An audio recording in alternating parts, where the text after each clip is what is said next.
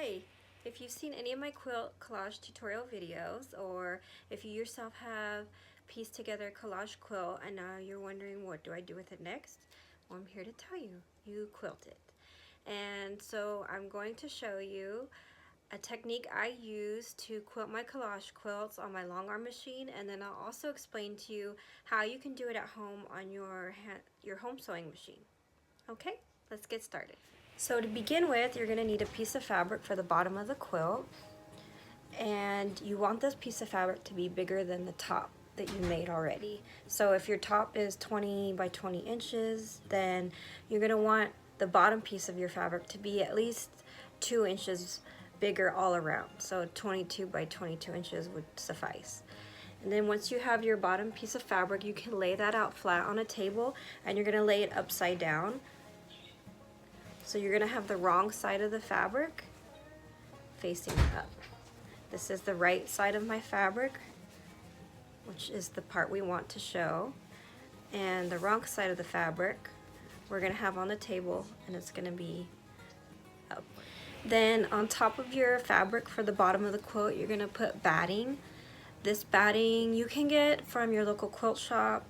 You can go to your local craft store like Joann's. You can get cotton batting, 100% cotton. You can use, I like to use the 80-20 blend, which is 80% cotton and 20% polyester. And then you're going to lay that out flat on top of the bottom piece of fabric. And on top of that, you're going to put your quilt top, which I have here. I'm using the bee collage I made on a previous video. So let me set that up on my long arm, and then I'll show you how you can do it also.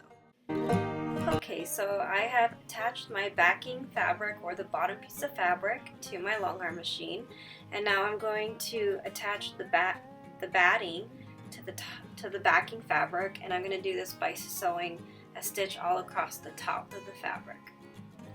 If you're going to do this on your machine at home, you can either use a basting spray, which is like a sticky glue spray, and sew all 3 of your layers, your top, your batting, and your backing together so that they don't move while you sew it, or you can pin them in place.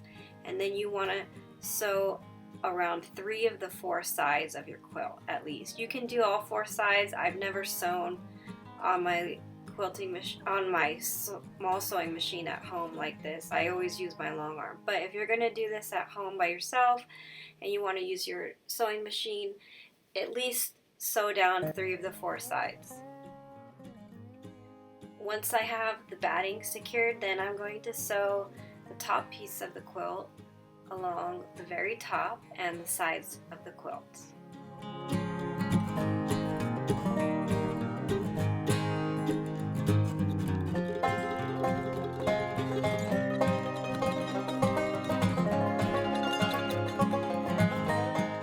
This is a sample of what our sewing pattern is going to look like. It's going to be horizontal and vertical lines with varied spacing between. This is a long arm pattern called collage that I purchased from intelligentquilting.com, and if you have a long arm machine, you can definitely use this.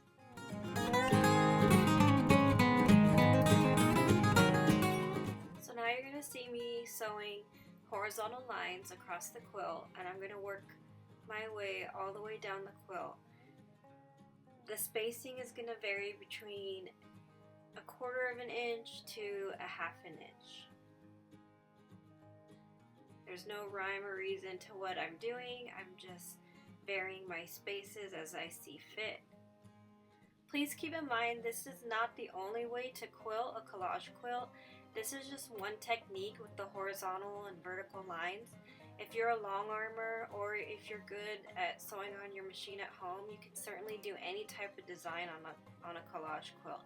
This is just an easy design, and it secures all your fabric so that nothing pops off later down the line.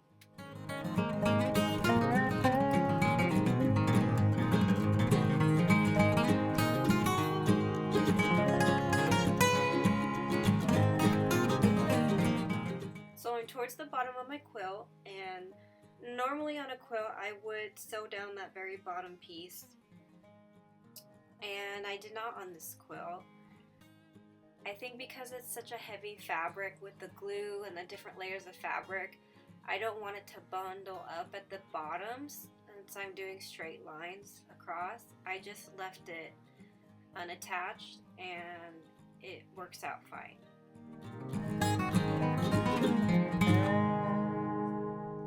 Here you can see a sample of what it looks like with just the vertical lines.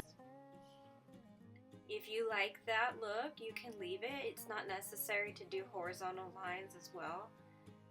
I've done a unicorn quilt and I only did vertical lines on it. So this could be the end of your project if you like the way it looks. Now I'm sewing the vertical lines. I'm going up and down, and again my spacing is between 1/4 to 1/2 inch.